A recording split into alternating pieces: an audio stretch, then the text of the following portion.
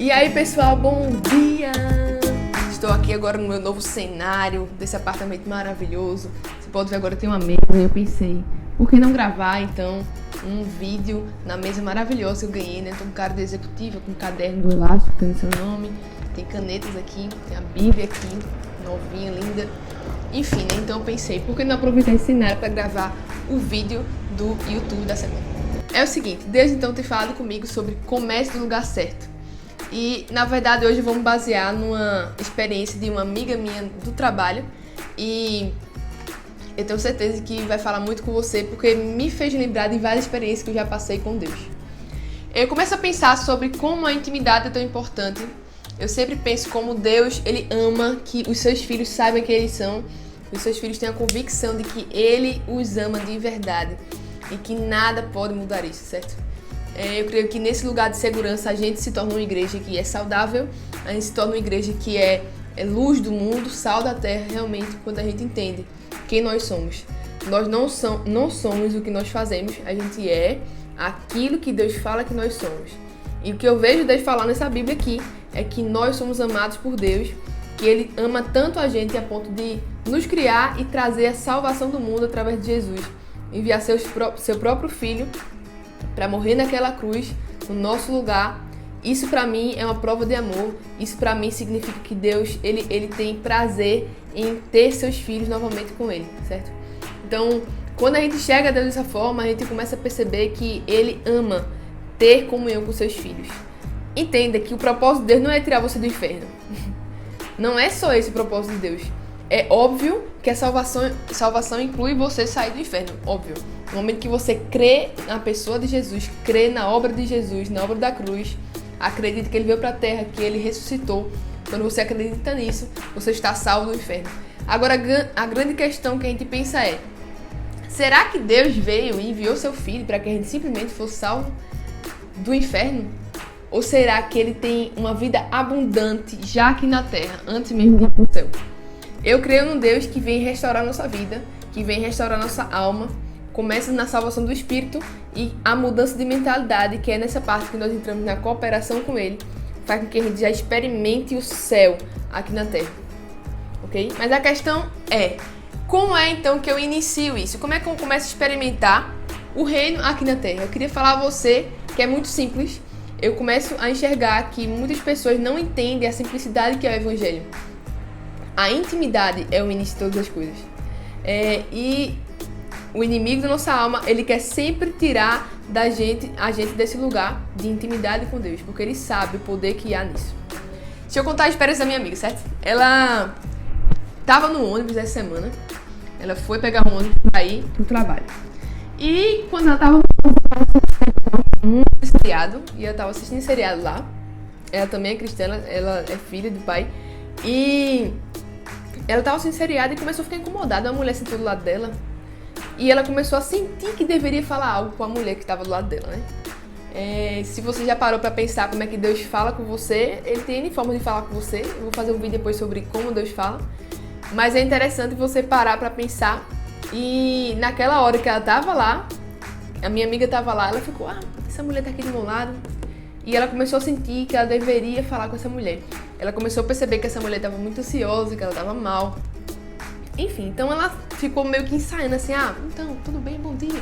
Ficou pensando como eu vou chegar nessa mulher. Tipo, como é que eu vou perguntar o nome dela e dizer, você tá mal, eu quero orar por você. Você tá mal, eu posso te ajudar. Enfim, ela tava com vergonha, ela tava intimidada de fazer isso. E aí o tempo passou e ela ficou pensando, e aí chegou na estação que ela ia descer. Ela desceu. E aí, quando ela desceu, ela começou a andar naquela estação pra pegar outro ônibus pra poder ir pro trabalho. E nesse meio tempo, ela encontrou um homem de rua. Na verdade, o homem de rua foi até ela, pegou no braço dela e falou assim, por que você está com tanta pressa? E ela disse que na hora que ele fez isso, naturalmente as pessoas sentiriam medo, certo? Porque o homem de rua, do nada, pega no seu braço, te segura e pergunta isso. E pronto, ferrou pra mim. Só que no caso dela, ela sentiu uma paz que só o Espírito podia dar. E ela sentiu confiança naquela hora. E quando isso aconteceu, ele começou a falar várias palavras pra ela, dizendo que geralmente as pessoas andam com tanta pressa por aí. E ele falou pra ela assim, você sabe que Jesus te ama, né? E na hora que isso aconteceu, ela disse que parou, ficou paralisada, não sabia o que fazer, mas ela disse que só sentiu muito amada. Ela se sentiu extremamente amada naquela hora. Na hora que ela me contou isso, já fazia uns 5 horas que isso tinha acontecido.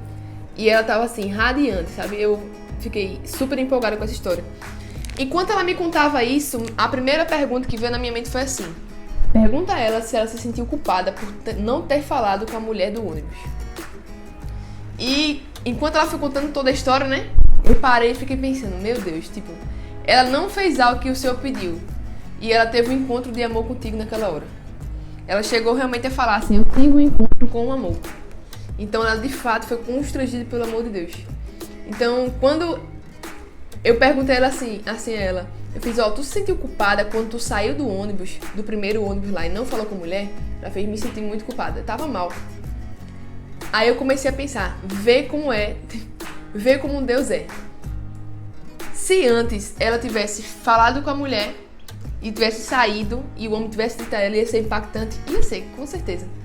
Mas talvez ela pensasse assim, não, Deus usou esse cara pra falar comigo porque eu obedeci a voz dele lá no ônibus.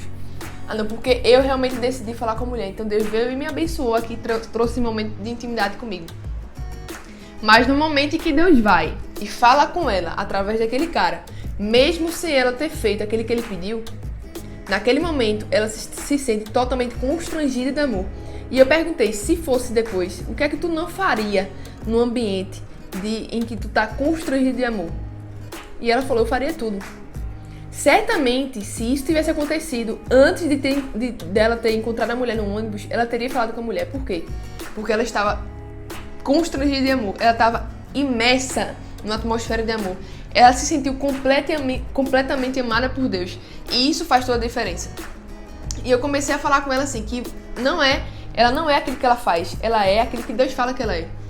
A gente não é, é um resultado da nossa performance em Deus.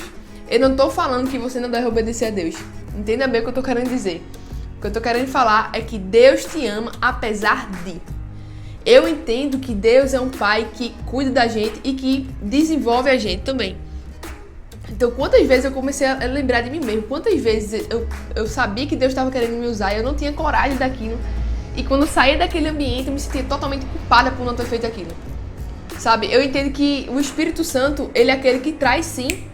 Ele mostra a gente o nosso erro, mas a gente não deve parar na culpa, dizer assim, caramba, eu deveria ter feito isso, nossa, Deus não me ama mais, nossa, Deus se entristeceu comigo, tipo, eu saí desse lugar, enfim, a gente começa a se sentir culpado, sabe? E pode ter certeza que o inimigo é quem mais quer que você se sinta assim, culpado, porque na culpa a gente se afasta de Deus. Mas o arrependimento, ele aproxima a gente do Pai. Reconhecer o erro, ok. Você reconhece, você pede perdão por esse erro, diz as palavras que Deus fala sobre você e continua. Você esquece as coisas que para trás ficaram. E na próxima você pensa, Pai, me ajuda para na próxima eu ter essa coragem. Espírito Santo, eu quero coragem. E você pede por isso. Mas não se sentir culpado. Quando você se sente culpado, você perde a preciosidade que é entender que você é perdoado por Deus e que Ele vai te dar uma nova oportunidade, entendeu? Então, se a gente for só esse produto do que nós fazemos, então não é graça mais. O amor de Deus, gente, ele é gracioso.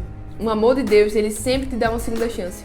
Nunca fique pensando que se você perder uma oportunidade hoje, você não é mais amado.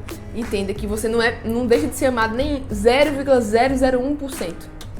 Óbvio que você perdeu a oportunidade de ver o sorriso que você recebeu para outra pessoa também receber. No caso dela, aquele cara fez ela sorrir e se sentir constrangida de amor.